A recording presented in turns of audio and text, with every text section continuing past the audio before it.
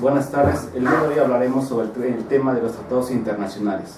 Para empezar, comenzaremos por definir qué es un tratado.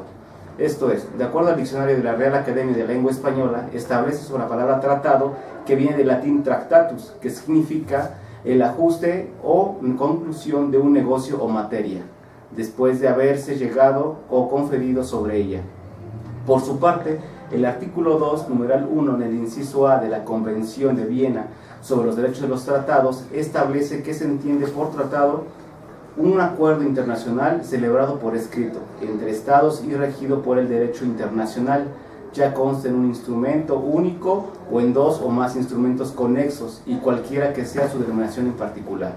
Mientras que dentro de la legislación nacional, la ley sobre la celebración de tratados en su artículo 2, fracción primera, considera a este como el convenio regido por el derecho internacional, público celebrado entre el gobierno mexicano y uno o más sujetos del derecho internacional, cualquiera que sea su denominación, por medio de cual México asume compromisos. Por su parte, la segunda sala de la Suprema Corte de Justicia de la Nación consideró como tratado internacional el acuerdo o entendimiento entre estados o entre estos y organismos internacionales, celebrados a través de un acto diplomático que se haya sometido a las reglas del derecho internacional. Por lo tanto, podemos concluir que se puede considerar como tratado internacional a todo instrumento jurídico, sin importar su denominación, en el que se plasma el acuerdo de voluntades de dos o más sujetos del derecho internacional, firmando y ratificando por ellos para crear, transmitir, modificar o extinguir derechos y acciones en ese ámbito. El análisis del contenido de estos compromisos sirve para poder clasificarlos mediante una denominación, esto es, específica, sin dejar de señalar que si bien para el derecho internacional no tiene importancia la denominación del instrumento internacional, para los sistemas normativos internos de otros estados soberanos, la diversa denominación que se le otorga a aquellos repercutirá necesariamente en el procedimiento de adopción a su derecho interno.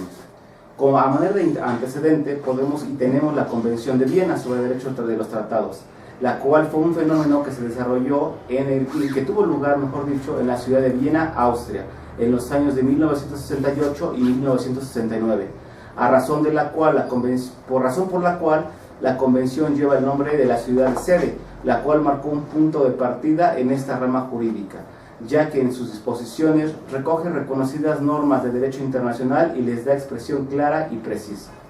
Otra cuestión que es importante tomar en cuenta y considerar para este tema es el proceso de celebración de los tratados. Conforme a la convención, de las etapas de la celebración de los tratados internacionales son la negociación, la cual es realizada vía diplomática con el fin de llegar las partes a un acuerdo y establecer las cláusulas del tratado. Otro punto importante es la adopción del texto. Una vez terminada la negociación, se adopta el texto definitivo del tratado. Esto puede ser por unanimidad en el caso de acuerdos bilaterales, conforme lo convengan los estados parte cuando sean multilaterales, y a falta de acuerdo bastará con la aceptación de las 2/3 partes de los estados presentes y votantes. Otro punto es la autenticación del texto.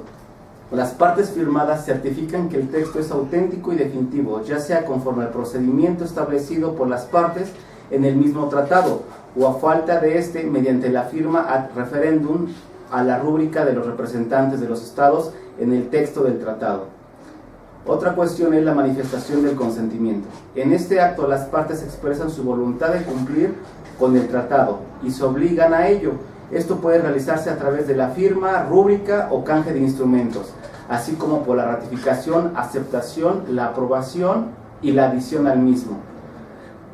Otra cuestión que debe tratarse en este punto o en este tema que nos ocupa el día de hoy es la representación del Estado parte. Esto es, el consentimiento de un Estado para obligarse a un tratado internacional puede realizarse a través del jefe de Estado, jefe de gobierno o ministro de Relaciones Exteriores. Cualquiera de ellos incluso puede ejecutar todos los actos relativos a la celebración de los tratados. Esto lo vemos reflejado en el artículo 7 de la Convención de Viena. Las reservas en el contexto de un tratado se entiende por la declaración unilateral hecha por un Estado al firmarlo, ratificarlo, aceptarla o aprobarla, o al adherirse a él con el objeto de excluir o modificar los efectos jurídicos y ciertas disposiciones respecto de su aplicación nacional. Esto de igual forma lo vemos reflejado en el artículo 8 de la Convención de Viena. Las reservas a un tratado se pueden formular libremente, a menos que éstas estén prohibidas o restringidas en el mismo instrumento a lo que se pretendiera excluir fuera incompatible con el objeto y fin del documento.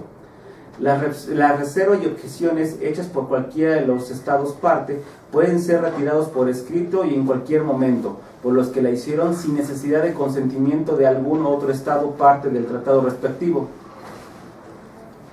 La vigencia de los tratados internacionales entran en vigor en la fecha acordada en el mismo. Sin embargo, en ausencia de disposición al respecto, iniciarán su vigencia tan pronto haya constancia del consentimiento de todos los estados negociadores en obligarse por el tratado.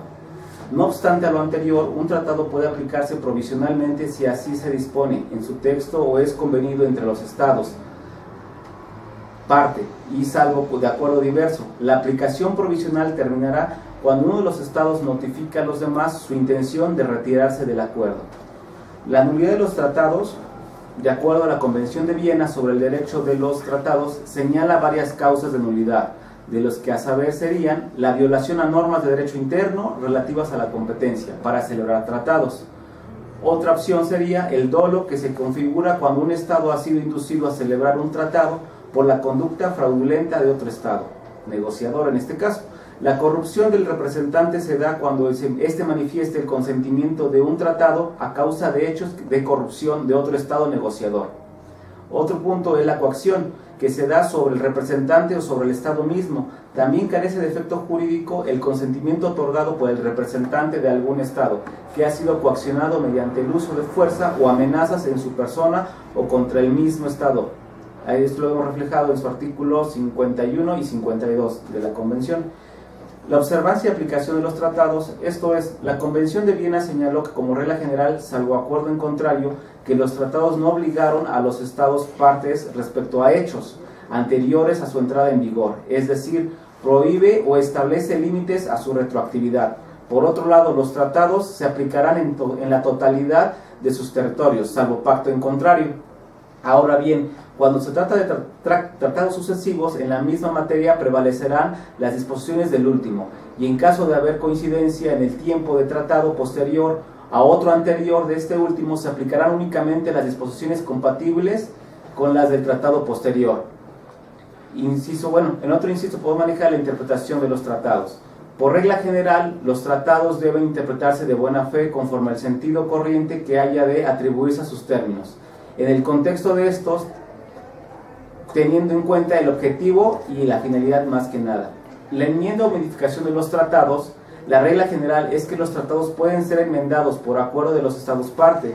En el caso de los multilaterales, toda propuesta de enmienda habrá de notificarse a todos los estados contratantes y cada uno tendrá derecho a participar tanto en la decisión como en las medidas para adoptar con relación a tal propuesta, como la negociación y la celebración de cualquier acuerdo que tenga por objeto enmendar el tratado. La terminación de los tratados internacionales pueden terminarse por disposición expresa en su texto o por consentimiento de todas las partes. Sin embargo, en caso de ausencia, las de disposiciones para la terminación de denuncias o retiro, se debe hacer constar la intención de las partes de admitirlas, ello en tanto puedan inferirse a la naturaleza del tratado.